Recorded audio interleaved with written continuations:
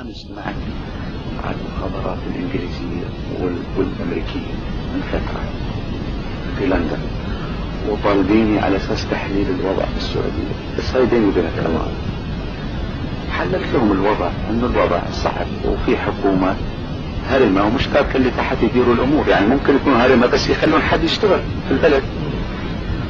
قلت لهم يعني واحد اللي ما يقدر يشتغل 8 ساعات في اليوم 10 ساعات يترك الغير يشتغل وهو يشرف على الأمور.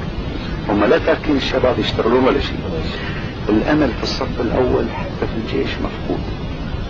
الأمل لازم في الصف الثاني، والصف الثاني هذول ناس يروحون أوروبا، ناس يروحون كذا، واحد يشوف يعطي هذا الضابط بدون ما يطلب منه خدمة، يعني يخلق علاقات الشخصية مع الناس اللي في المفاصل.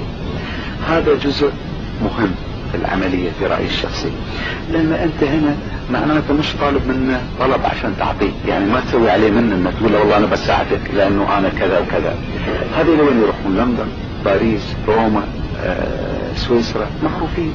هذين نشتغل عليهم، سفارات نفذوه، واحد وقع في مشكلة، واحد مرض بعلاج، مش عارف ايش، من هالناس المعينين. هذه وما تكلف كثير. هذه نقطة. النقطة الثانية، الانجليز قالوا لي احنا بنوقف لاخر لحظة مع آل سعود، لانه البديل خطر، البديل الاسلاميين، واحنا ما نريد اسلاميين.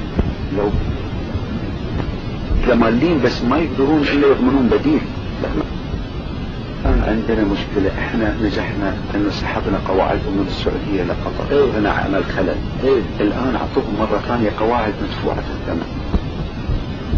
المشكلة كمان يعني احنا شوي شوي كسرنا احتكارهم في الخليج. يعني انت شفت كم رئيس دولة حضر لدمشق، هذه قبل ما كانت تحضر.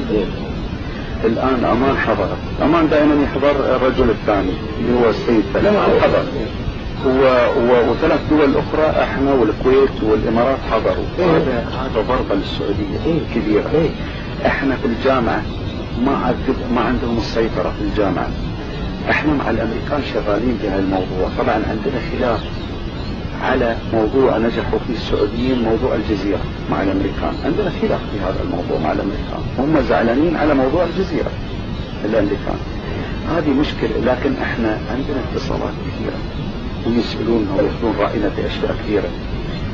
لكن المشكلة ان ما حوالينا عرب كثار ويانا حتى يقولون والله هاي الجماعة عندهم مجموعة. يعني الحين خطنا من مثل احنا وانتم كم دولة ثانية معنا في الخط. ما ننسى انهم عملوا انقلاب علينا يوم من الايام، هذا لا يمكن ننساه. لكن وانا اعرف ان اكثر واحد يكرهون هذا، لكن اول شيء حسبنا حقنا بالكامل وبالقوة.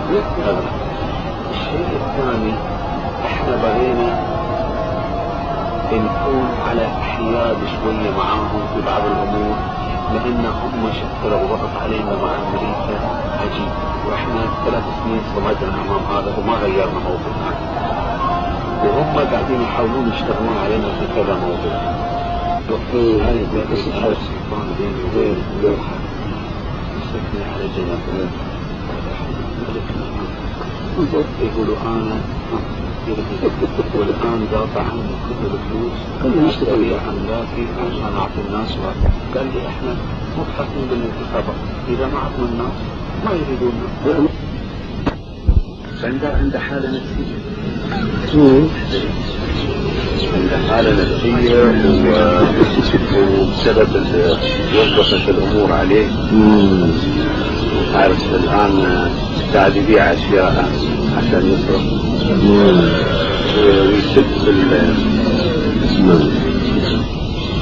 انا اعتقد هم الان حاطين بالفجوة اللي وقعوا فيها والمشكلة، لانه الفترة اللي فاتت كلها شلون وما عملوا شيء ومشكلة.